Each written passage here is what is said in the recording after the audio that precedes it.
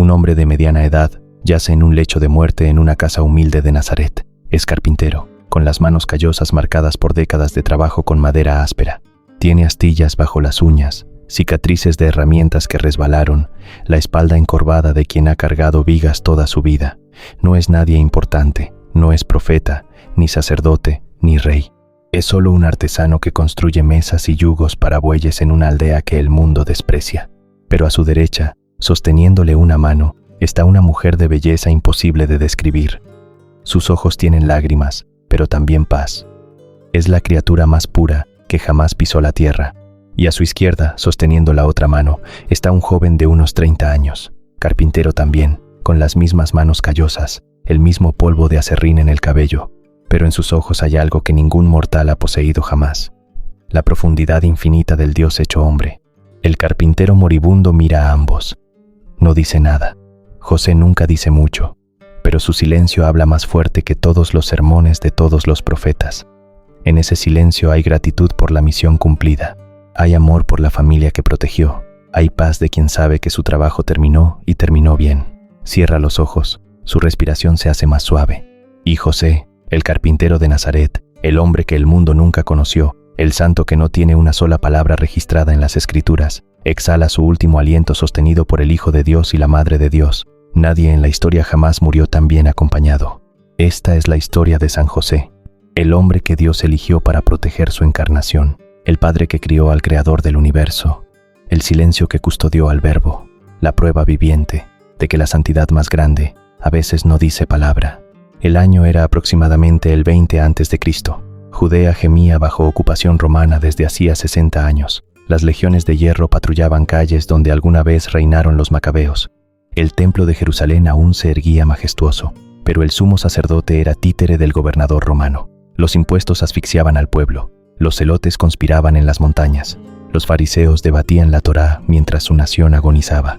Y en medio de este crisol político y espiritual, en las colinas de Galilea, existía Nazaret, una aldea tan insignificante que ni siquiera aparece en los registros del Antiguo Testamento, tan despreciada que se convirtió en refrán. ¿De Nazaret puede salir algo bueno? Casuchas de piedra y adobe, calles sin pavimentar, un pozo comunal, una sinagoga pequeña, nada que atrajera la atención del mundo. Pero Dios, que elige lo despreciado para confundir a los poderosos, puso sus ojos en Nazaret, y específicamente en un hombre que trabajaba la madera en un taller polvoriento. Su nombre era José. Descendía del rey David por línea directa, pero esa corona real se había convertido en polvo siglos atrás. Ahora era carpintero, tecton en griego, que significa no solo quien trabaja madera sino artesano constructor. Hacía yugos para bueyes, arados, muebles, puertas, vigas para techos. Era oficio honrado pero humilde. Ganaba lo suficiente para comer, nada más. Los cronistas no nos dicen si era joven o viejo cuando conoció a María. La tradición occidental lo imagina joven, tal vez 30 años. La tradición oriental prefiere verlo viudo mayor, con hijos de matrimonio anterior. La verdad es que no sabemos. Los evangelios guardan silencio.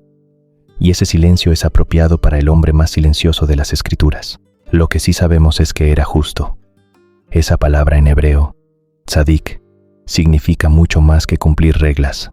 Significa rectitud total, integridad que permea cada acción, cada pensamiento. José era hombre cuya palabra era ley, que devolvía el cambio exacto, que nunca engañaba con medidas falsas, que trataba a pobres y ricos con igual dignidad.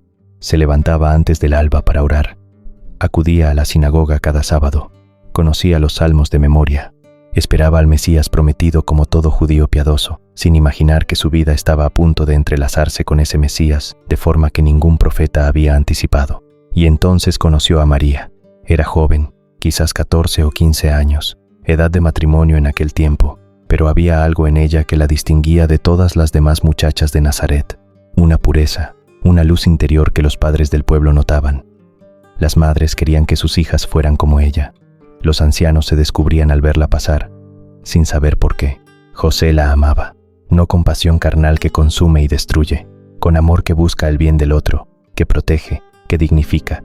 Cuando los padres de María aceptaron el compromiso matrimonial, José sintió que su vida finalmente tenía sentido completo. Trabajaría duro, construiría una casa añadida a la de sus padres, como era costumbre. Tendría hijos que le enseñarían el oficio. Envejecería, Junto a esta mujer extraordinaria, Dios tenía otros planes. El compromiso matrimonial judío duraba aproximadamente 1 año. Durante ese tiempo, los prometidos eran considerados legalmente casados, pero no vivían juntos ni consumaban el matrimonio. La novia permanecía en casa de sus padres preparando su ajuar. El novio construía la habitación donde vivirían. José trabajaba con gozo extra en aquella construcción. Cada clavo era promesa, cada viga colocada era futuro edificándose. Cantaba salmos mientras lijaba la madera. Por las noches, caminaba frente a la casa de María, esperando verla brevemente antes de retirarse a su propio hogar. Y entonces llegó el día que destruyó su mundo. No sabemos exactamente cómo se enteró. Quizás María misma se lo dijo. Quizás fue su madre quien, con lágrimas, le reveló la verdad imposible. María estaba embarazada. José sintió que la tierra se abría bajo sus pies. No podía ser. Era imposible. María era pureza encarnada. Él la conocía. Sabía que era incapaz de mentira, de engaño, pero los hechos eran hechos. Estaba embarazada, y él no la había tocado. Las opciones eran brutalmente simples según la ley de Moisés. Si una mujer prometida era hallada embarazada de otro, debía ser denunciada públicamente. El castigo era lapidación. La arrastraban fuera del pueblo. La apedreaban hasta que el último aliento escapaba de sus pulmones destrozados. Era ley clara, sin excepciones. José podría haberlo hecho. Habría estado en su derecho. Nadie lo habría culpado. La ley lo respaldaba. Su honor lo exigía. El pueblo esperaría que lo hiciera. Pero José era justo. Y la justicia verdadera no es aplicar reglas mecánicamente. Es buscar la verdad más profunda. La misericordia que no contradice la ley, sino que la cumple en espíritu. José miraba a María y no podía creer que hubiera pecado. Había algo en sus ojos, en su paz, que gritaba inocencia. Pero ¿qué otra explicación había? No entendía. El misterio lo atormentaba. Pasaba noches en vela, rogando a Dios que le mostrara la verdad, y tomó una decisión que revela la grandeza de su alma.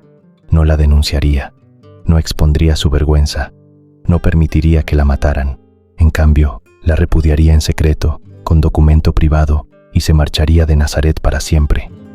Que el pueblo pensara lo que quisiera de él. Prefería cargar con la deshonra él mismo, antes que permitir que María sufriera. Era decisión de amor puro, porque el amor verdadero no busca vindicación, busca el bien del amado, incluso a costa propia. José estaba dispuesto a ser considerado cobarde que huye de esposa deshonrada con tal de salvarle la vida. Esa noche, después de tomar la decisión, José se acostó con el corazón destrozado. Partiría al amanecer. Dejaría atrás su taller, su familia, su vida entera. Se convertiría en vagabundo para que María viviera. Y entonces Dios intervino, no con truenos ni terremotos, con un sueño. José soñó que un ángel se le aparecía, con rostro de gloria que ninguna palabra puede describir, y el ángel habló con voz que resonaba con autoridad celestial. José, hijo de David, no temas recibir a María tu mujer, porque lo engendrado en ella es del Espíritu Santo. Dará a luz un hijo, y tú le pondrás por nombre Jesús, porque él salvará a su pueblo de sus pecados. José despertó con el corazón palpitando. El sueño no se desvanecía como los sueños normales. Permanecía vívido, real, más real que la vigilia misma, y en su interior supo, con certeza que trascendía razón, que era verdad. María no había pecado. Llevaba en su vientre al Mesías prometido, al Salvador, al Emmanuel, Dios con nosotros. Y él, José el carpintero, había sido elegido para ser su padre terrenal, su protector, su custodio. Era misión aterradora. ¿Cómo podía él, simple artesano, criar al Hijo de Dios? ¿Cómo enseñar a aquel que todo lo sabe? ¿Cómo proteger a aquel que sostiene el universo en sus manos? Pero José no pidió señales, no exigió confirmaciones, no negoció términos. Su respuesta fue la obediencia inmediata y total que caracterizaría cada momento del resto de su vida. Al amanecer, fue a la casa de María, la recibió como esposa, y desde ese momento se convirtió en escudo viviente entre el Hijo de Dios y el mundo que intentaría destruirlo. La misión comenzó casi inmediatamente. El emperador Augusto, sentado en Roma pensando que sus edictos movían el mundo, decretó un censo. Todos debían registrarse en su ciudad de origen. José, descendiente de David, debía ir a Belén, ciudad de David, a 150 kilómetros al sur, y María estaba embarazada de 9 meses. El viaje era locura. Las mujeres en ese estado no viajaban. Los caminos estaban llenos de bandidos. El terreno era montañoso, brutal, pero no tenían opción. Roma no negociaba. o iban o enfrentaban consecuencias peores. José preparó todo lo que pudo: un burro para que María cabalgara, mantas, provisiones, dinero escaso guardado para emergencias. Y partieron, dejando la seguridad de Nazaret por los caminos inciertos. El viaje fue pesadilla. María sufría contracciones. José la sostenía cuando el dolor la doblaba. Por las noches, dormían al lado del camino, con José montando guardia. Llegaron a Belén exhaustos, cubiertos de polvo, con María al borde del parto, y Belén estaba abarrotada. Cientos de familias habían llegado para el censo. Cada posada estaba llena. José golpeaba puertas suplicando: «Mi esposa está por dar a luz. Por favor, una habitación, un rincón». Las puertas se cerraban. No había lugar. Finalmente un posadero, movido por compasión al ver el estado de María, les ofreció lo único disponible: una cueva en las afueras, usada como establo. Olía a animales. El suelo era tierra y paja sucia, pero era refugio. Y allí, en esa cueva inmunda, con José sosteniéndola, María dio a luz al Salvador del mundo. José cortó el cordón umbilical con sus propias manos callosas de carpintero. Envolvió al niño en pañales. Lo colocó en un pesebre donde normalmente comían los bueyes. Y José, arrodillado ante ese bebé que lloraba como lloran todos los bebés, supo que sostenía en sus brazos al Creador de las estrellas. Era momento de asombro que ningún lenguaje puede capturar. El infinito hecho finito, el eterno nacido en el tiempo. Y él, José, era su padre. Los pastores llegaron esa noche, con historias de ángeles y coros celestiales. Luego, vinieron los magos del oriente, con regalos dignos de reyes. Y todos se arrodillaban ante el niño mientras José observaba en silencio protector, grabando cada momento en su corazón. Pero la paz duró poco, porque Herodes el Grande, ese rey títere de Roma cuyo trono se sostenía sobre pilas de cadáveres, escuchó de un rey de los judíos, nacido en Belén, y su paranoia desató horror. José soñó de nuevo. El ángel regresó con urgencia en su voz: «Levántate, toma al niño y a su madre, y huye a Egipto. Quédate allí hasta que yo te avise, porque Herodes va a buscar al niño para matarlo». Era medianoche. José despertó a María. No hubo tiempo para explicaciones elaboradas. «Debemos irnos. Ahora». Empacaron lo mínimo: el oro, incienso y mirra que habían traído los magos, providencia divina que financiaría el exilio, y huyeron bajo estrellas indiferentes hacia el sur, hacia Egipto, tierra de esclavitud ancestral ahora convertida en refugio. Detrás de ellos, esa misma noche, las calles de Belén se llenaron de gritos. Soldados de Herodes irrumpían en casas, arrancando niños menores de 2 años de brazos de sus madres. Los mataban a espada frente a sus familias. El llanto de las madres de Belén resonó hasta el cielo, pero el niño que buscaban ya estaba a salvo, protegido por la obediencia instantánea de José. Egipto era exilio duro. José no conocía la lengua, no tenía contactos, era extranjero en tierra extraña, pero tenía sus manos y su oficio. Montó taller humilde, trabajaba madera egipcia diferente a la de Galilea, aprendió a comunicarse con gestos, ganaba lo justo para alimentar a su familia. Vivieron allí años. José enseñó a Jesús sus primeras palabras, sus primeros pasos. Lo cargaba sobre sus hombros cuando caminaban por calles de Alejandría, le mostraba cómo sostener un martillo, y cada noche, antes de dormir, José miraba a ese niño que jugaba como juegan todos los niños y se maravillaba del misterio. Finalmente, después de la muerte de Herodes, el ángel volvió: «Levántate, toma al niño y a su madre, y vete a tierra de Israel». José obedeció. Empacaron de nuevo, vendieron lo poco que habían acumulado, y regresaron.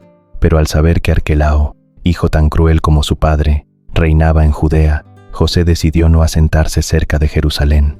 Guiado en otro sueño, volvió a Nazaret, a la aldea despreciada donde todo había comenzado. Y allí comenzó lo que los evangelios llaman la vida oculta. 30 años donde Dios vivió como carpintero en Nazaret. Y José fue su maestro. El taller de José se convirtió en aula donde Dios aprendió humanidad. José enseñó a Jesús a medir madera, a cortar en ángulo recto, a lijar hasta que la superficie quedara suave como seda. Le enseñó que el trabajo bien hecho es forma de oración, que la honestidad con los clientes es mandamiento, que el sudor de la frente dignifica al hombre. Pero más que oficio, José enseñó a Jesús cómo ser hombre, cómo orar, cómo tratar a los demás, cómo enfrentar la injusticia sin perder la paz, cómo amar sin esperar recompensa. Los vecinos de Nazaret veían a José y Jesús caminando juntos al pozo, hablando en voz baja. Veían al Padre enseñando al Hijo, sin saber que era el Creador, aprendiendo su propia creación desde dentro. Cuando Jesús tenía 12 años, José lo llevó a Jerusalén para la Pascua, como era obligación de todo judío. Fue peregrinación de días, caminando en caravanas grandes por seguridad. Después de la fiesta, comenzaron el regreso, y al primer día de camino, María y José descubrieron que Jesús no estaba en la caravana. Lo habían perdido. El pánico fue total. Regresaron corriendo a Jerusalén, 3 días buscando desesperados por las calles de la ciudad. Lo encontraron en el templo, sentado entre los doctores de la ley, haciendo preguntas que los dejaban atónitos. María, con alivio mezclado con reproche maternal, le dijo: «Hijo, ¿por qué nos has hecho esto? Tu padre y yo te buscábamos angustiados». Y Jesús respondió algo que debió atravesar el corazón de José como espada: «¿Por qué me buscaban? ¿No sabían que debo ocuparme de los asuntos de mi padre?» Su padre, no José, el Padre Celestial. Era recordatorio gentil pero firme. Jesús no pertenecía a José.